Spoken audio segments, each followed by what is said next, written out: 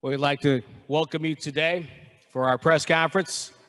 My name is Tim Roy, and for the last 26 years, I've had one of the great jobs in the world, and that is to be the radio announcer for the Golden State Warriors. And glad you're out here tonight to meet our two newest Warriors. And welcome to everyone watching online at NBC Sports Bay Area, Warriors.com, and listening on our radio flagship, our partner, 95.7 The Game. Let me introduce the people here on stage. Far to my left, Warriors general manager Bob Myers. Next to him, Jonathan Kuminga, the 7th pick in the 2021 draft. And next to me is Moses Moody from Arkansas, the number 14 pick overall in last night's NBA draft. I'd like some family members to introduce. Down to my right, we have Moses' parents, Kareem and Rona, brother Miles, and his agent, reps from Clutch Sports, Rich and Georgia. Welcome today to our press conference. I know that, Jonathan, you have some people here as well. I don't see them seated, but I know that your brother Joel is here. Your assistant Gianni is here as well. So we welcome them to the proceeds. Well, last night, big night for the Golden State Warriors, 2 picks in the lottery. And Bob Myers, I know that we're in an era of instant gratification, and I know you really can't judge anything off of the first opinion, but I did read on ESPN.com that somebody was giving you an A last night. So hopefully that doesn't turn into an F. I'll blame you guys right here. No, it's exciting, and it's different now. With these guys are 18 years old. You're both 18.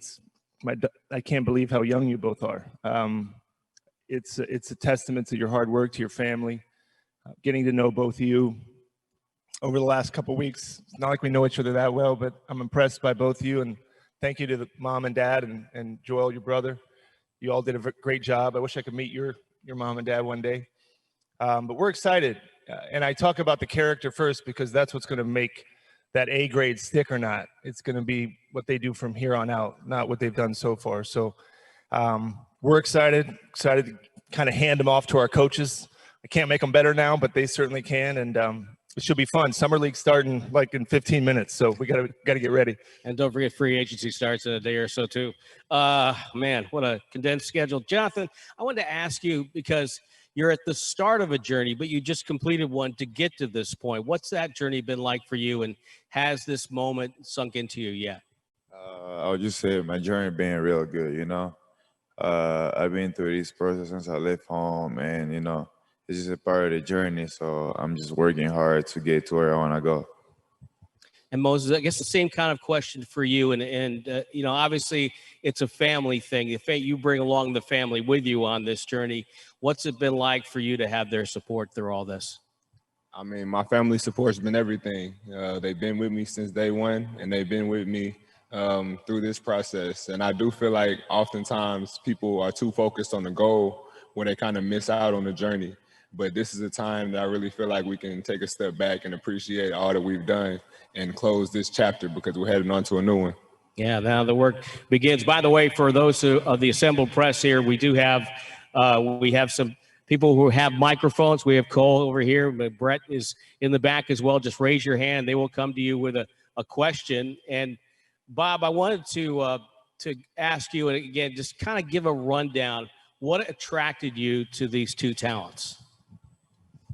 Yeah, I mean, a lot.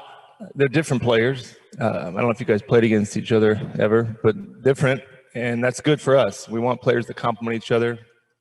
What attracted us most, Tim, was what they are now and what we hope they can be.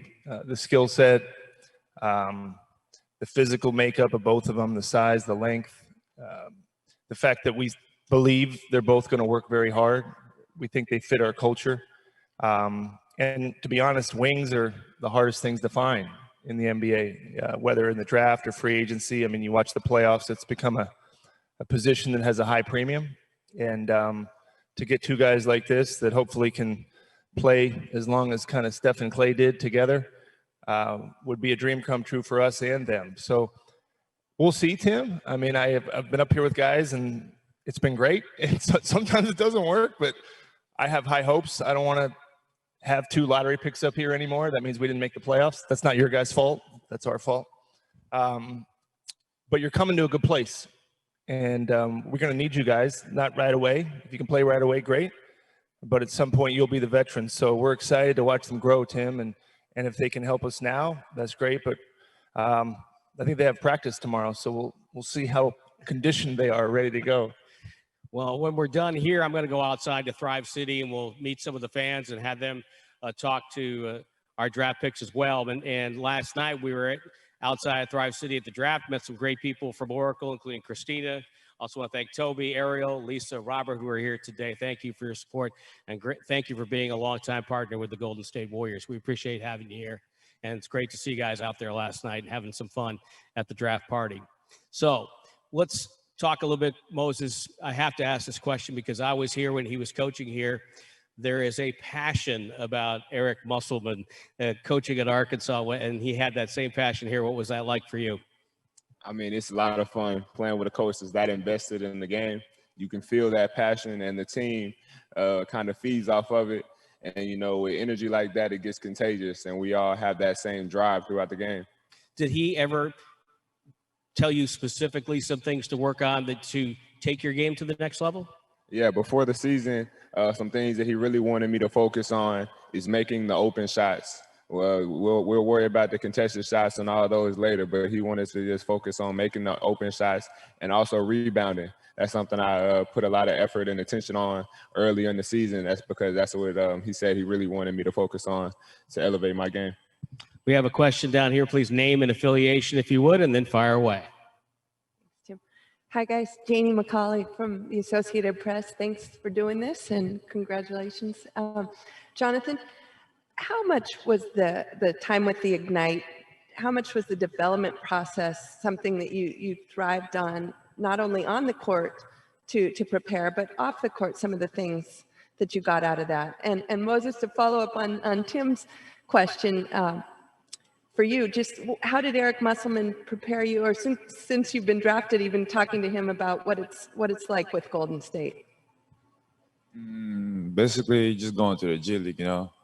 It's something I wanted to do since I was in high school, be a professional at a young age. So when I got to the G League, I feel like they prepared me through pretty much everything on and off the court, especially having vets like Jerry Jack, Mary Johnson, and coaches that have been in the league before, like Brian Shaw. So I felt like that was a good decision that I made in my life to go out there, prepared me to be more mature off the court, on the court, and just know how to take care of myself, surround everybody. Mainly the things that coach have done since the season to help me and be ready for the Golden State environment. He's talked a lot about the people. That's not necessarily just saying the coaching staff, even though that is something he has talked highly about, but just the environment, all the people around the whole atmosphere. That's something I'm excited for, and that I got a good feel for all the way up into this process. Our next question. Logan Murdoch of The Ringer. This is for both rookies. You guys are coming into a situation where this team wants to contend for titles. How do you guys mentally prepare for that? And you guys have never been a part of the NBA before. How do you mentally prepare for something that you haven't been a part of yet? I mean, we've still been playing the game for a while. You know, we like to win, so I don't see a better situation than going into a team that also does a good job at that. I mean, we're young guys, so I'm definitely going to try to develop and see how I can fit and help the team do what they want to do. But early on in my career, that's what it's about, finding my spot. Basically, like you say, there's going to be a lot of expectation for both of us as a rookie and as a team that go on to the final, right? But we just going to work hard and do whatever the coaches want us to do to help the team to win. Again, if you have a question, raise your hand. The guys will get to you as soon as possible. We have one here on the aisle.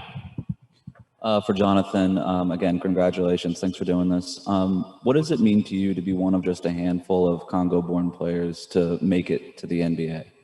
That means a lot. You know, basically, a hometown where I came from, if you see back in the history of the NBA, there's not that many people that got to the NBA from there. So I feel like I'm the first person. Then, you know, I got that chip in my back. That's why I always work hard to make everybody proud from where I come from. You know, Bob, I wanted to ask you, obviously Joe Lacob was down front and I see Larry Harris in the back. Talk about the collaborative effort that you guys have had to do, and especially over the last couple of years because of the pandemic and how it's made it more difficult to kind of do your job. Well, I would argue, Tim, we've spent too much time together lately. Can't spend that much time with people. Collaboration is a kind word. There's also debate, there's disagreement, but I love our process. It's not just those two guys. It's Kirk Lacob, Kent Lacob, Mike Dunleavy. We got a great group of scouts.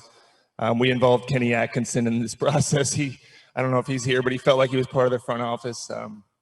So we really do value everybody's opinion, not just Joe or myself. We give people room to speak without judgment. Ultimately, we have to make decisions. But that's my favorite part of the job. Hopefully we got this stuff right. But who you work with, who you get to be around, that's what makes any job fun. And I love this part. I love this part of the year. It's really hard. It's exhausting. There's stress.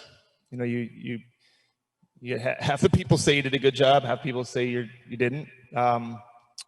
But who you do it with gives you confidence in your decisions. And I'm fortunate to have such a great support staff and everybody that I get to work with. We're really team oriented. So it's not just me making the decisions.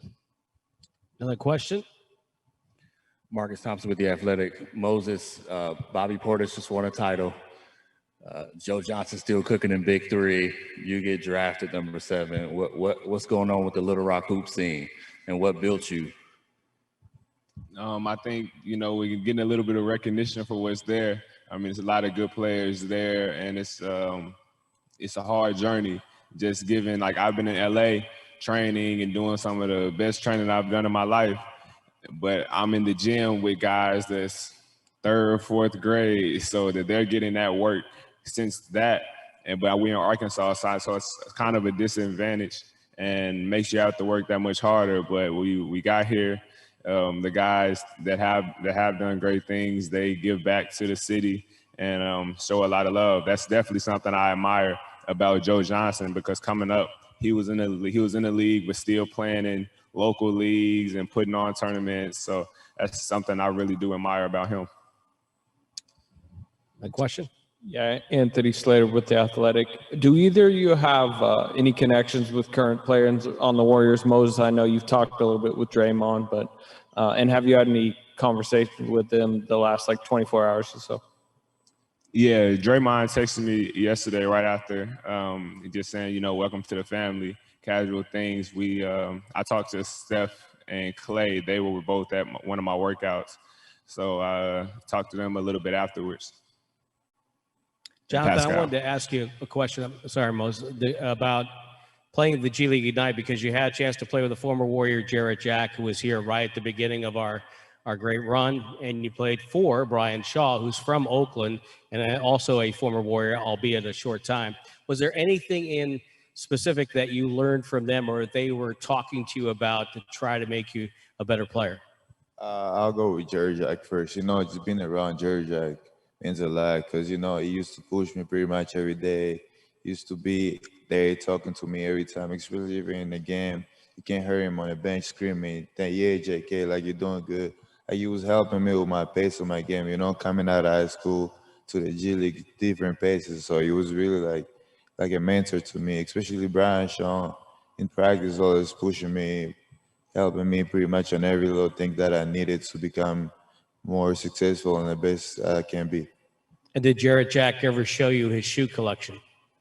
Jarrett Jack. Yeah. He FaceTimed me one day when he was back home, and he had shoes all over the house, not just in the closet. Yeah, he's crazy. He's got one of the best ever. Let's go down here to Nick. Guys, Nick Friedel, ESPN.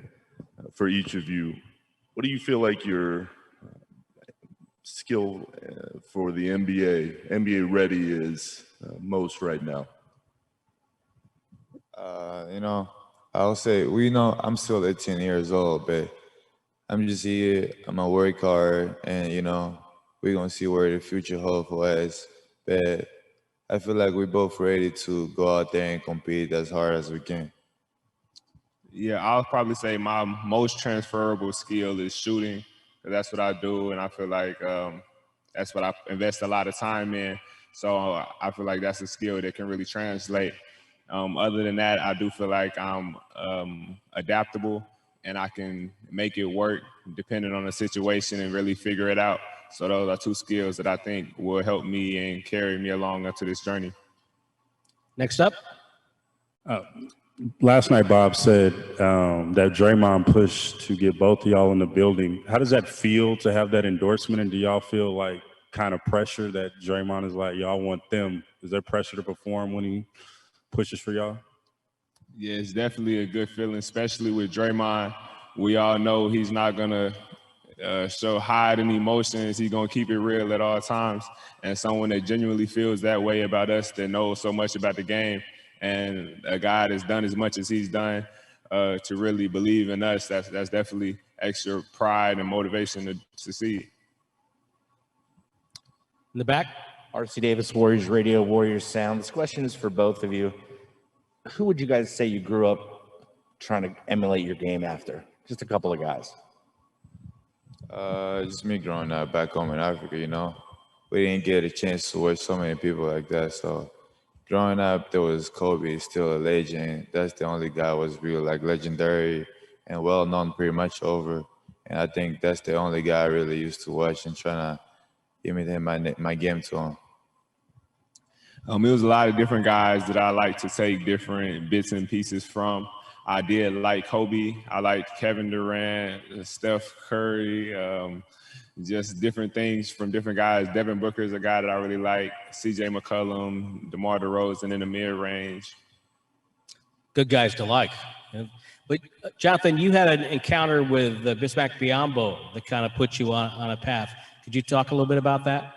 I didn't really get a chance to talk to Bismack like that, but I met him because I went to school where I used to go to school with his little brother and stuff. That's the only time I really got to talk to him. Any questions? Bob, when you consider the way a draft goes, and in every draft situation, maybe there's a little wrinkle here and there. What was the experience like last night? We don't usually have 2 picks in the lottery. It's pretty uncommon. And you never quite know. You I see what the media sees. I see what the fans see. You're wondering who's going to go before you or who's going to maybe go after you. I had no idea that either of these guys would be there when we picked. But we do our board, Tim. We have our rankings, and we just follow that. It's still fun. I mean, it's the job, but we like watching the draft just like anybody else. Love watching the players in their suits. I can't pull some of these suits. Well, I could wear what you're wearing, Moses. I could do that, but I don't think I got this suit in my wardrobe here. But it was fun. I mean, I feel old, honestly, watching the draft. I sat at a lot of those green room tables 20 years ago with some players, and the outfits keep getting better and better. So it was a lot of fun. It made me feel old, but as far as our job, it's stressful, but it's fun, and we're just very happy with the result. Yeah, I saw a turtleneck last night. I can go back to my closet now and dig some of those out. Let's go to Monty. Monty Poole, BC Sports Bay Area. For both of you, how often have you been to the Bay Area, if at all, and what do you know about this area? When I went to the G League, I used to stay in Walnut Creek. It's like 15 minutes. You just got to cross the bridge and you're here. So I'm kind of familiar to the area. I mean, it's a cool area, but by the time I was here, there wasn't nobody. It was a pandemic time, so. Yeah, I haven't been here too many times. I've came through, had some tournaments and all, but I really do like the area, the weather. I got to go see the Golden Gate Bridge. That's the first thing I got to do. Anybody else on the docket there? Yeah, Moses, when you came into this draft, you were thinking about what you wanted to do with your NBA career. Now that it's here, now that it's starting, what would you like to accomplish? What are the things you want to get better at, right away? Right away, I would definitely say honing my skills that I feel like got me in this chair, which is shooting, defense, and just playing with my head and just small things like that. But then I also want to expand my game and work on creating my own shot and just playing within the flow of the game. And Jonathan, at what point did you realize that the NBA was a possibility, that there was a career there for you? My freshman year, when I learned English and came to America, and when I saw that this is the process, you gotta go through it, and I felt like I was working hard, and I knew at some point I was gonna be an NBA player. Can I ask a question, Tim? Of these, Sure. I saw you guys, you picked 00 and you picked number 4. Why'd you guys pick those numbers? I'm just curious. I usually rock with 0, and then I spoke to one of the guys. He told me I can't take 0 because somebody else has it. Is that true? Just we can't, is 0 not available? We don't have Raymond? We'll figure this out right now. Gilbert You can maybe Arenas. get 0 if you want 0. I don't know. Nah, it's somebody else. You want just 0? I don't think anybody, does anybody have that? Somebody's got it? Gary. I think you can have it. You want it? I'm gonna speak. You just got to buy it from me. No. No, but we can talk about it. But why 4, Moses? 4 is a number that I really do like. There's 4 members of my immediate family. There's 4 of me and my closest friends. There's just a number that keeps popping up in my life. So I like to represent that.